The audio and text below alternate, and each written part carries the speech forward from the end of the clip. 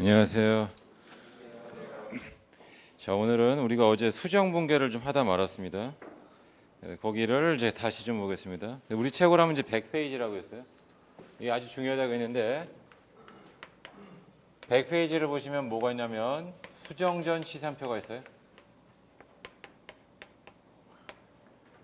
그 다음에 이제 102페이지죠. 102페이지서부터 106페이지까지입니다.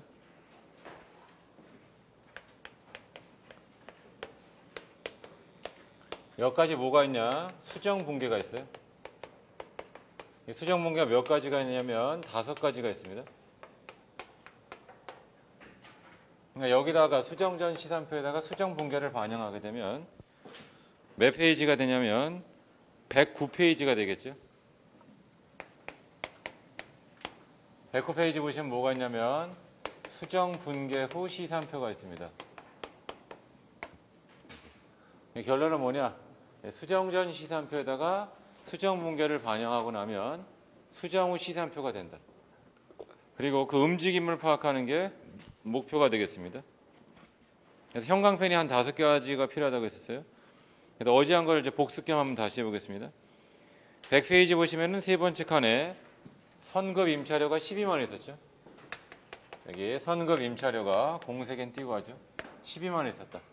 그리고 이제 뭘 봐야 되냐? 102페이지를 보시면 내용이 있어요. 선급 임차료가 12만 있었는데 얘는 3월 1일 날 임차료 12만 원을 선급하고 발생한 거다. 그럼 10개월의 기간이 경과됐으니까 걔는 임차료를 바꿔야 되니까 수정 분계를 넣었어요. 임차료 10만 원, 선급 임차료 10만 원. 그러니까 수정 분계가 임차료가 10만 원. 그리고 선급 임차료가 10만 원이다. 이렇게 수정 분계를 집어넣습니다. 그랬더니 수정 후 시산표는 어떻게 돼야 되냐? 12만 원에서 10만 원이 없어졌으니까 여기 자산에 있는 선급 임차료는 2만 원 돼야 되고요. 그 다음에 여기 비용에 있는 임차료라고 하는 비용은 얼마가 돼야 되냐? 이렇게 10만 원이 돼야 된다. 이거를 찾아내야 됩니다. 본인이 눈으로 봐야 돼요. 그래서 자산이, 그러니까 우리 시산표 할 때 자산이 시간이 지남에 따라 비용이 되는 거죠. 그러니까 항상 수정 분계를 하면, 그러니까 이 수정 전 시산표를 보면서도 선급 임차료가 보여야 돼요. 이게 일로 가는구나. 근데 거꾸로 그 밑에 또 얘가 나와 있으면 뭐라고 했어요? 처음에 임차료 비용 처리했으면 경과되지 않은 거를 선급 임차료로 바꿔야죠. 그래서 최종적으로는 뭐냐? 최초의 분계를 임차료로 하든 선급 임차료로 하든 똑같다. 그게 결론입니다. 그래서 그런 내용이 오른쪽 103페이지 그 참고에 있죠. 참고 제 상단에 참고해 보면 회사가 회계 기간 중 어떻게 회계 처리했냐에 따라서 이렇게 나와 있습니다. 수정 분계는 달라진다. 그러나 결국 수정 분계 임차료라고 하는 비용은 10만 원, 선급 임차료라고 하는 자산은 2만 원 똑같죠. 그게 결론이 되겠어요. 그러니까 최초 분계가 뭐가 되냐에 따라서 수정 분계는 달라져요. 그러니까 여기 보세요. 최초 분계가 자산 처리했으면 자산을 줄이면서 비용 처리한다. 최초에 만약에 임차료 비용 처리했으면 비용을 취소하면서 자산 처리한다. 근데 아무튼 결과는 뭐예요? 똑같아진다. 비용은 10만 원, 자산은 2만 원 된다. 이게 핵심이 되겠습니다. 처음에는 그게 신기하기도 하고 어렵기도 합니다. 근데 자꾸 이거를 들여다보시겠어요? 자, 이제 103페이지 2번 이제 소모품이죠. 그래서 걔는 100페이지를 보시면 5번째 칸에 소모품이 10만 원 돼 있다고 했어요. 그거 하나 더 써보죠. 여기 소모품이 이렇게 10만 원이다. 자산이라면 소모품은 자산이다. 자, 그런데 우리 103페이지를 보시면 남아있는 소모품은 4만 원이다. 즉 자산으로 되어 있어야 되는 건 4만 원이다. 그 얘기는 6만 원만큼은 쓴 거 아닙니까? 6만 원만큼. 쓴 거는 비용 처리가 되는 거죠. 쓴 거는 비용 처리가 돼야 된다. 그래서 수정 분계가 어떻게 되냐? 차변에다가 소모품 B죠. 이게 6만 원. 그리고 여기다가 소모품 6만 원이다. 이런 식으로 하잔 말이에요. 그러면 최종 장부에는 어떻게 되냐? 비용이죠. 소모품 B라고 하는 비용은 6만 원이고 이 소모품이라고 하는 자산입니다. 얘는 4만 원으로 공시가 돼야 된다. 그래서 항상 머릿속에는 뭐냐? 얘는 사형분이에요. 얘는 뭐예요? 미사형분. 그래서 미래 경제적 효익이라고 하는 것은 안 썼기 때문에 내년도에는 쓰면서 수익을 창출할 수 있잖아요. 그게 효익이 있다 그런 뜻입니다. 그래서 항상 머릿속에는 뭘 기억해야 되냐? 여기 나와 있는 것처럼 비용을 이연시키면 자산이 되고 자산이 시간이 지남에 따라 비용이 된다. 그러니까 사실은 수정전 시산표를 보면서 여기 소모품이 있으면 여기 밑에 뭐가 있어야 돼요? 소모품비 있죠? 요거의 크기만 정하면 되겠습니다. 그러니까 수정분기라고 하는 게 그런 개념이 돼요. 이게 아주 중요합니다. 지금 하는 게. 그 다음에 페이지를 넘겨서 이제 감가상각이에요. 감가상각. 그래서 소모품은 대부분 다 1년 내에 소진되는 거고 감가상각은 몇 년 걸치는 것들입니다. 그러니까 예를 들어서 이 칠판도 마찬가지. 이 칠판도 한 지가 한 3년 됐거든요. 이렇게. 근데 이걸 뭐 몇백 년 쓸 수는 없잖아요. 좀 지나면 또 다시 또 칠판을 이제 갈아야 된다는 뜻입니다. 그래서 거기 나와 있는 감가상각은 예를 들어서 복사기다. 한 2년 정도 쓴다라고 생각해 보세요. 그러면 복사기를 24만 원 주고 샀는데 4월 1일 날이에요. 내용 연수는 2년 정도 쓴다. 그러면 한 달에 얼마야? 10,000원씩. 4월 1일이니까 4, 5, 6, 7, 8, 9, 10, 11, 12. 9개월치죠? 9만 원만큼은 비용 처리하고. 그럼 나머지는 얼마야? 15만 원이죠? 걔는 자산 처리가 돼야겠다. 그런 뜻이. 그래서 감가상각비. 그리고 비품인데 나중에 유형자산에 가서 배우는데요. 거기 꼬표를 하나 써놨죠? 원래는 비품이라고 쓰면 안 되고 감가상각 누계액이라고 써야 됩니다. 그런데 그 감가상각 누계액을 처음 하는 분이 이해하기는 매우 힘들어요. 그러니까 여기서는 비품을 줄인다. 이렇게 써놨습니다. 그건 나중에 보시고. 자, 오늘은 이제 가로 4번 미지급 이자입니다. 그럼 이 미지급 이자부터는 발생이라고 했어요. 발생은 뭐냐? 없던 게 새로 생기는 거예요. 그 얘기 뭐냐? 수익이 발생한다. 그리고 비용이 발생한다. 그러면 우리는 복식부기예요. 복식부기. 자, 복식부기가 뭐냐? 저기도 한번 해보죠. 자, 수익의 발생은 대변이에요. 대차평균이니까 차변에도 뭘 써야 돼요? 뭐라 써야 돼요? 미수수익이죠. 미수수익. 얘는 자산이란 말이에요. 자, 이번에는 비용이 발생했습니다. 비용의 발생은 차변이에요. 그럼 대변은 뭐냐? 미지급 비용이죠. 이런 식으로. 그러니까 뭐냐면 비용이 발생했는데 안 줬잖아요. 돈을 줘야 될 의무가 있다. 그런 뜻입니다. 그죠? 자, 얘는 미수수익인데 그냥 이자를 보통 써요. 여기 나와 있는 것처럼. 그럼 미수이자예요. 돈을 빌려줬고 시간이 지났습니다. 이자를 아직 안 받았어요. 그럼 이자를 받을 권리가 생기잖아요. 그 권리를 우리는 뭐라 하냐? 미수이자. 이게 얘가 뭐냐? 이자 채권이에요. 이자를 통해서 돈 받을 권리가 생겼다. 우리가 어젠가 배웠던 게 뭐냐면 매출 채권이었었어요. 채권의 뜻은 받을 돈이란 말이에요. 매출, 즉 물건을 파는 걸 통해서 돈 받을 권리가 생겼다. 물건을 파는 걸 통해서 돈 받을 권리가 생겼다. 그런 뜻입니다. 꼭 기억하셔야 돼요. 지금 하고 있는 이 내용들을. 그래서 이 가로 4번은 미지급 이자인데 얘는 발생이에요. 뭐가 발생했냐? 비용이 발생하면서 미지급 이자 자체는 부채예요. 돈을 줘야 될 의무가 생겼다는 뜻입니다. 그럼 한번 읽어보겠습니다. 자, 7월 1일 한라은행으로부터 40만 원을 자 밑줄 보세요. 연이자율이 12%예요. 1년 이자율이 12%다. 그럼 한 달에 얼마예요? 1%. 그러면 40만 원 1% 하면 얼마냐? 4,000원이죠. 4,000원. 40만 원 1% 하면 4,000원 된다. 그럼 얘를 그림을 한번 그려보자. 그런 뜻이에요. 여기 X1년도, X2년도면 요때 차입했단 말이에요. 그 다음에 이자를 연 단위로 지급하면 이자를 연 단위로 지급한다면 6월 30일 날 요때 지급하겠다면 요때 얼마를 지급하냐? 48,000원을 지급하겠다. 그럼 이 48,000원 어떻게 나온 거냐 하면 40만 원의 12%죠. 그러면 문제가 되는 건 뭐냐? 여기서 문제가 되는 거는 X1년 12월 31일 날은 한 푼도 지급을 안 한다는 뜻이에요. 자, 다시 한번 보겠습니다. 자, 뭐냐면 7월 1일 날 돈을 빌렸고 이자가 연 12%니까 40만 원을 빌렸잖아요. 그럼 40만 원 12% 하면 48,000원이란 말이에요. 그럼 48,000원을 지급을 해야 되는데 중요한 건 뭐냐? 12월 31일 날 24,000원. 그 다음에 여기 X년도 6월 30일 2만 이렇게 주는 게 아니고 그냥 6월 30일 날 48,000원을 주겠다 그런 뜻입니다. 이자를 48,000원 주겠다. 그 얘기는 거꾸로 12월 31일 날은 한 푼도 지급을 안 하겠다. 그럼 회사가 붕괴를 안 넣는단 말이에요. 돈이 안 나갔으니까. 그러면 되냐? 안 된다. 그래서 다음과 같이 붕괴를 쓰란 말이에요. 돈이 지급이 안 됐어도 비용이 발생했어요. 이자 비용 얼마? 24,000원. 이런 식으로. 그 다음에 뭐라 써야 되냐? 여기다 미지급 이자죠. 미지급 이자가 24,000원이다. 뭐 이런 식의 분계를 써줘야 된다. 그래서 거기 어디냐면 105페이지 그림 있죠? 그림을 잘 보셔야 돼요. 그림을 잘 보시라. 그래서 그림을 보시면은 뭐라고 했냐?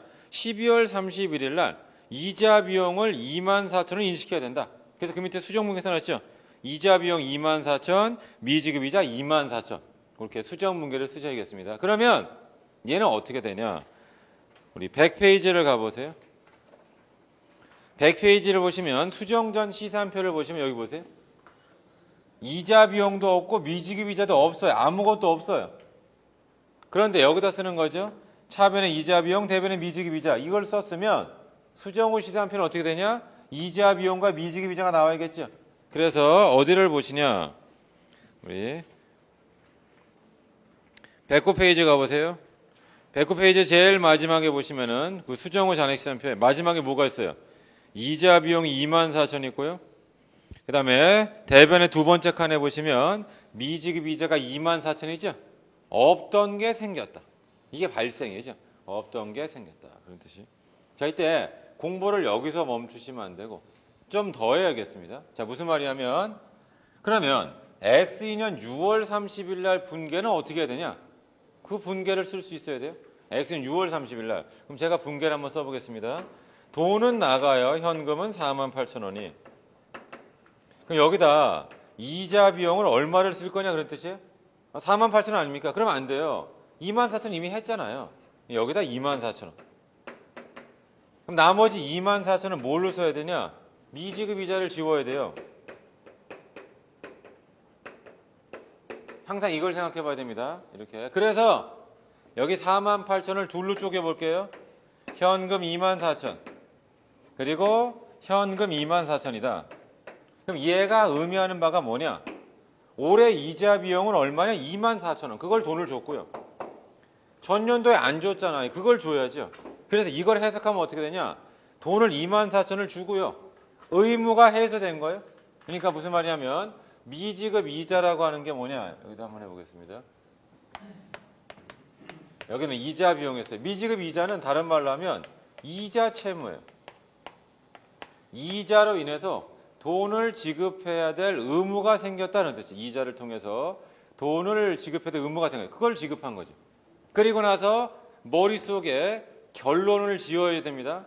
그 머릿속에 결론은 뭐냐? 결론은 여기 보세요. 돈이 24,000이 아니 돈이 48,000 이때 나갔죠. 하지만 손익계산서의 비용은 여기 24,000 여기 24,000이고요. 이 24,000을 어떻게 구하냐? 자, 40만 원 곱하기 12% 곱하기 12분의 6이죠.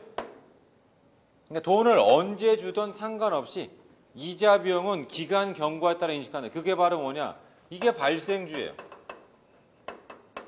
돈은 지급되지 않았지만 이자 비용이 24,000이 발생했다. 그런 뜻이죠. 돈은 지급되지 않았지만 이자 비용이 24,000이 발생됐다. 24,000이 발생이 됐다. 그런 뜻입니다. 아시겠죠? 그러면 공부를 하려면 좀 더 생각해 보란 말이에요. 좀 더 생각해 보자. 자, 해볼게 제가. 그럼 만약에 돈을 48,000 이렇게 주지 않고 이때 지급했으면 어떻게 할 거냐 이거예요. 7월 1일 날 48,000을 지급했다. 그럼 제가 분계 한번 써보겠습니다. 자, 현금이 48,000 나갔어요. 그리고 만약에 얘를 이자 비용 48,000 다 잡았어요. 그럼 생각해 보세요. 뭐냐면 6개월치만 올해 이자란 말이에요. 나머지 6개월치는 내년도 이자가 돼야 되니까 연도 말에 가서 수정분계를 넣어줘야 돼요. 그 수정분계가 뭐냐? 그게 선급이자죠. 선급이자 24,000원. 그리고 이자 비용을 취소하란 말이에요. 그러면 이자 비용은 얼마가 공시돼요? 24,000이죠. 그러니까 돈이 이때 나가든 아무 상관이 없다는 뜻이에요. 이자는 뭐예요? 발생한 기간에 대해 인식하는 거예요. 6개월치 인식하라. 그럼 다음 연도에 가서는 어떻게 해야 돼요? 다음 연도에 가서는 기간이 경과하면 돈이 이때는 안 나갔죠. 이때 다 나갔으니까. 그렇지만 분계를 넣어줘야겠습니다. 어떻게 넣어줘야 돼요? 선급 이자가 없어져야 돼요. 24,000이. 그리고 이자 비용이 생겨야 됩니다. 그래서 결국 이게 자산인데 자산은 뭐냐? 비용을 이연시켜 놓은 거예요. 항상 뭘 생각해야 돼요? 자산이 뭐냐? 비용을 이연시켜 놓은 겁니다. 올해 비용이 아니란 말이에요. 비용은 항상 발생주를 인식해야 돼요. 기간이 경과된 것만 비용이다. 경과가 안 된 건 뭐냐? 자산이다. 그럼 어떤 비품을 샀습니다. 5년 동안 한다. 5년 동안. 올해 1년이 지났죠. 그럼 나간 돈에 대해서 얼마만큼 비용 처리해야 돼요? 5분의 1만. 나머지 5분의 4는 뭘로 공시돼야 돼요? 자산으로. 그 다음 연도에 나머지 5분의 1. 그 다음에 또 5분의 1, 5분의 1 이런 식으로 5년 동안 비용 처리하자. 그게 바로 이 발생주의 아주 중요한 핵심이 되겠습니다. 처음에 지금 하고 있는 이런 게 잘 받아들여지면 회계가 매우 재밌고요. 대부분은 처음에 이런 걸 싫어합니다. 아씨 어차피 그냥 돈 나간 건데 그냥 다 비용 처리하면 안 됩니까? 그러면 안 된단 말이에요. 우리는 룰에 의해서 움직이고 있는 거예요. 어떤 룰에 의해서. 그죠? 자, 아무튼 그걸 한번 보시고 그 다음에 하나 더 있습니다. 이제 105페이지 보세요. 가로 5번. 105페이지 가로 5번. 미수이자죠. 미수이자. 거기다 써보세요. 이자채권이 이자채권. 미수이자가. 자, 한번 해보겠습니다. 12월 1일 주식계약 경림에 자 3개월간 연 15%죠. 원래 이 문제도 연 12% 하면 좋아요. 근데 둘 다 똑같이 12% 하면 그래가지고 얘를 15%로 바꿨어요. 그래서 결론 뭐냐? 계산이 좀 피곤하단 말이에요. 자, 무슨 말이냐면 40만 원을 대여 있으면 자 40만 원 곱하기 0.15를 해보세요. 그럼 얼마예요? 6만 원. 1년에 6만 원이니까 6만 원을 12로 나눠보면 한 달에 얼마예요? 5천 원. 한 달 이자가 5천 원씩이에요. 한 달 이자가 5천 원씩이다. 그런 뜻입니다. 그러면 얘를 12월 1일 날 돈을 빌려줬습니다. 그리고 이자를 언제 받아요? 2월 28일 날. 2월 28일 날 얼마를 받아요? 15,000원. 왜 15,000원이에요? 3개월치니까. 그러면 그 얘기는 거꾸로 12월 31일 날은 돈이 한 푼도 안 들어왔단 말이에요. 그래도 분계를 넣으란 말이에요. 그 분계가 뭐냐?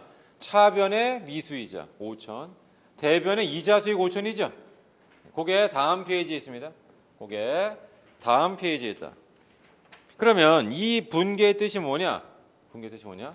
내가 돈을 빌려줬고 한 달이 경과됐기 때문에 돈을 못 받았어도 뭐가 생겨요? 돈 받을 권리가 생겼죠. 그 권리를 뭐라 하냐? 미수이자. 이름이 되게 어려워요. 미수이자란 말 자체가. 그러니까 누가 미수이자라는 말을 쓴다는 것 자체가 뭡니까? 그 사람이 좀 회계 좀 아는 사람이에요. 미수이자. 그럼 제가 한번 해보겠습니다. 자, 결론은 뭐냐? 12월 31일 날 돈이 안 들어왔어도 분계를 넣으란 말이에요. 그 분계가 뭐냐? 미수이자 5천. 대변에 뭐냐? 이자 수익 5천이죠. 자, 그 얘기는 뭐냐? 내가 한 달을 돈을 빌려줬기 때문에 수익이 생겼고요. 그래서 받을 돈이 생긴 겁니다. 그럼 이 분계의 핵심은 뭐냐?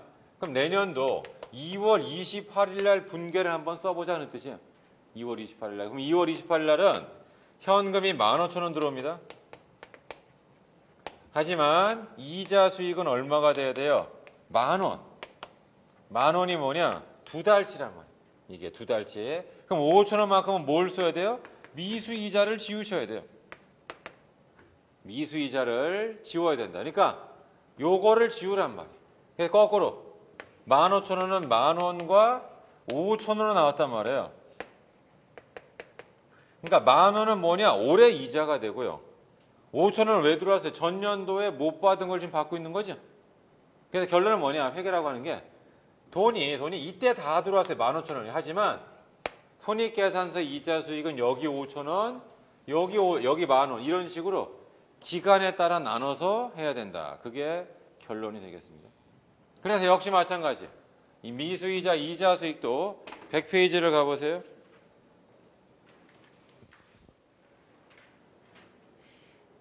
자, 100페이지를 보시면 아무것도 없단 말이에요.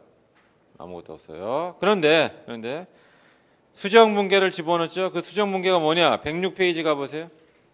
미수이자와 이자 수익이라는 수정분계를 넣었더니만 109페이지 보세요. 109페이지. 자산의 다섯 번째 칸에 가시면 뭐가 있어요?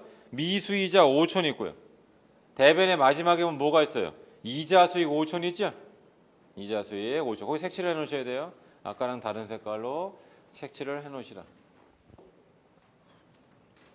그러니까 아무것도 없다가 여기에 가서 뭐가 생겨? 미수이자가 생기면서 여기 이자 수익이 생기잖아요. 이렇게.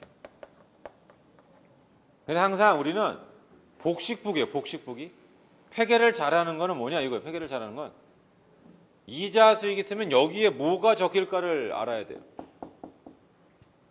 그죠? 둘 중에 하나예요. 돈 들어오거나 아니면 돈 받을 권리가 생기거나 그렇겠죠? 이자 수익 발생하면서 돈 들어오거나 돈 받을 권리가 생겼다 그런 뜻입니다. 그거 한번 잘 머릿속에 좀 생각을 해보시면 되고 그래서 이상을 다 정리한 게 이제 109페이지예요. 이제 109페이지로 가보세요. 109페이지. 자, 얘가 뭐냐? 수정후 시산표입니다. 그럼 수정후 시산표는 어떻게 되어 있냐? 여기 보세요. 좀만 하고 잠깐 쉬겠습니다. 자, 수정후 시산표는 여기 자산, 여기 부채, 여기 자본, 그리고 여기 수익, 여기 비용 돼 있죠?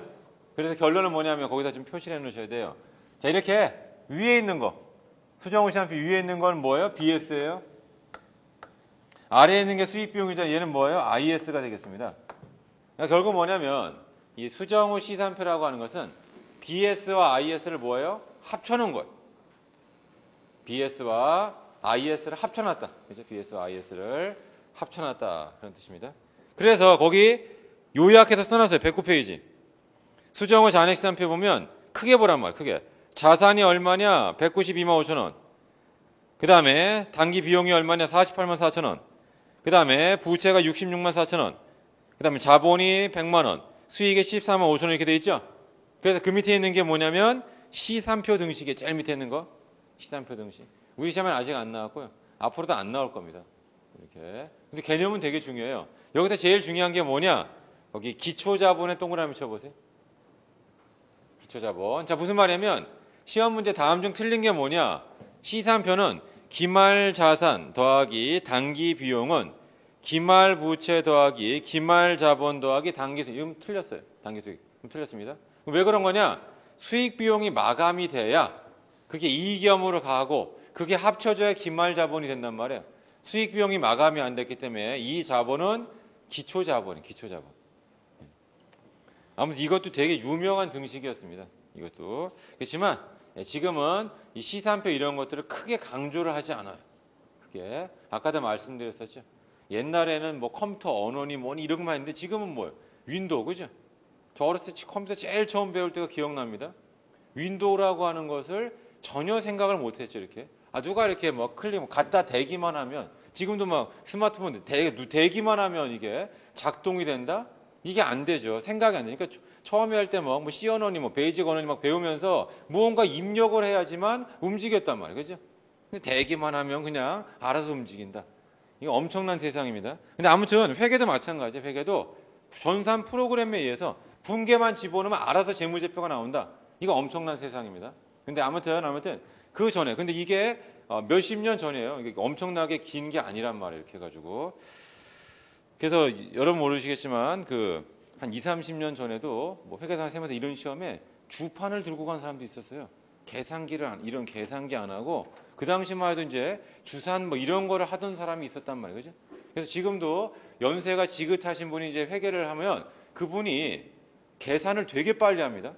젊은 사람보다 계산이 엄청나게 빨라요. 왜 그래요? 그분은 주산 왕이었던 사람이에요. 이렇게. 그래서 그 주산을 엄청나게 잘했기 때문에 그 주산을 잘하는 사람은 그 당시에 암산도 되게 빨랐습니다.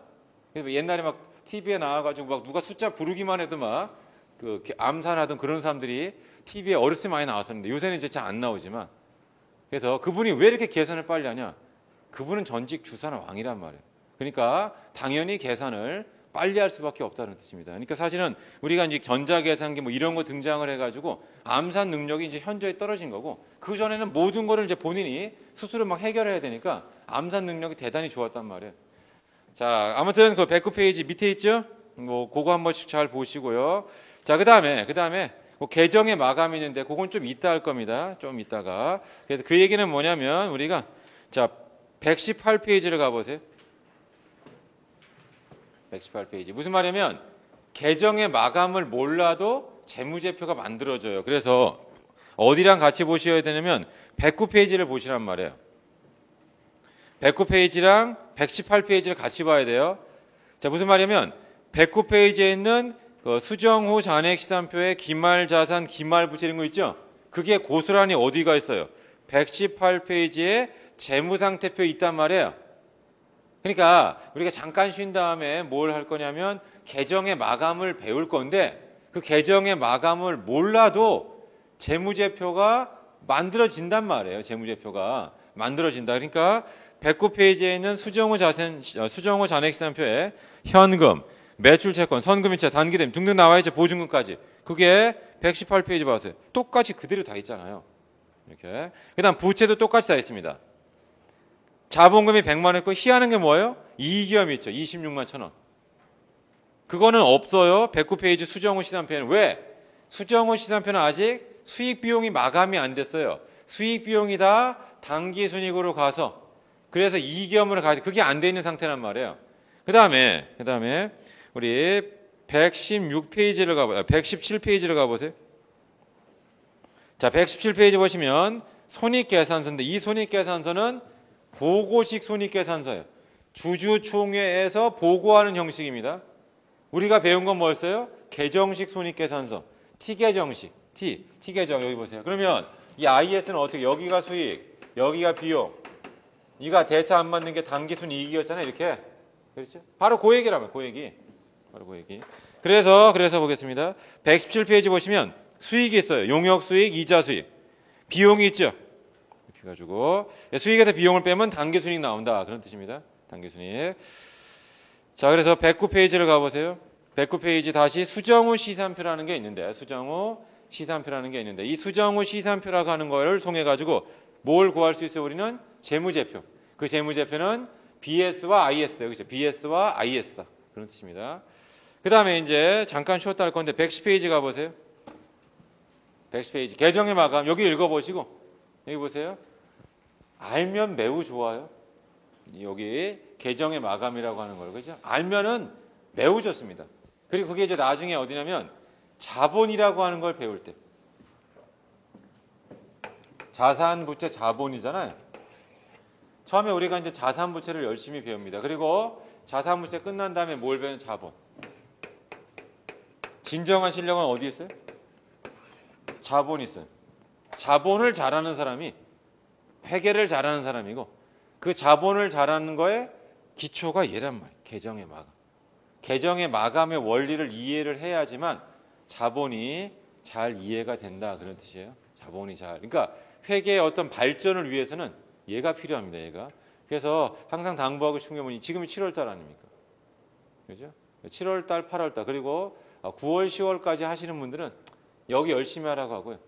그 뒤에 오시는 분들은 그냥 설명을 드리고 되면 하시고 아니면 어쩔 수 없다. 왜냐면 우리가 뭐 100점 맞는 시험 아니니까 60점만 넘기면 되잖아요. 이렇게. 그래서 그때는 크게 기대를 하지 않는 거예요. 그러니까 여러분들은 이제 유망주인 거예요. 회계 유망주.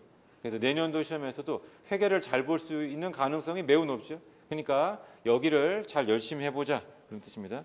잠깐 쉬었다고 쉬는 시간 동안 좀 읽어보셔야 되는데 쉬는 시간 동안 자 제가 설명을 뭐부터 드릴 거냐 하면 쉬운 거부터 합니다. 그래서 114페이지 가보세요. 재무상태표 계정의 마감이 있습니다. 그거를 볼 거예요. 그러니까 그 페이지 114페이지를 보시고 그 다음에 이 재무상태표 계정은 풀 나무할 때 나무예요. 잔액이 있어요. 그 잔액이 2월 됩니다. 우리가 2월 상품이라는 게 있죠. 전년도에서 넘어온 상품이에요. 전년도에서 넘어온 상품. 그래서 싸게 팔잖아요. 그런 것처럼 이 재무상태표는 2월의 개념이 있고요. 그 다음에 110페이지 보시면 1번이 임시계정의 마감인데 얘는 손익계산서 계정이에요. 임시계정은 손익계산서 계정. 그래서 유명한 이름이 나옵니다. 그게 뭐냐면 집합손익계정이에요. 그러니까 오른쪽 가보세요. 111페이지 보시면 수익계정의 마감. 가로 2번에 보시면은 비용계정의 마감이 되는데요. 111페이지 네모박스 안에 보시면 집합손익이라는 게 있어요. 그렇죠? 처음 본다. 처음. 그래서 113페이지를 가보세요. 113페이지를 보시면 3번에서 집합손익 계정의 마감이 나오잖아요. 그러니까 여러분들은 뭘 알면 되냐? 도대체 집합손익이 뭐냐 이거. 집합손익이 뭐냐? 그걸 알고 계세요. 집합손익이 뭐냐? 그게 중요하겠습니다. 집합손익. 그래서 여러분들이 재무상태표는 좀 쉽게 될 거고요. 여기 나와 있는 임시계정, 이 손익계산서가 잘 이해가 안 될 수 있습니다. 그래서 거기를 좀 읽어보셔야 돼요. 네, 잠깐 좀 쉬었다가 하도록 하겠습니다. 잠깐만 쉬겠습니다.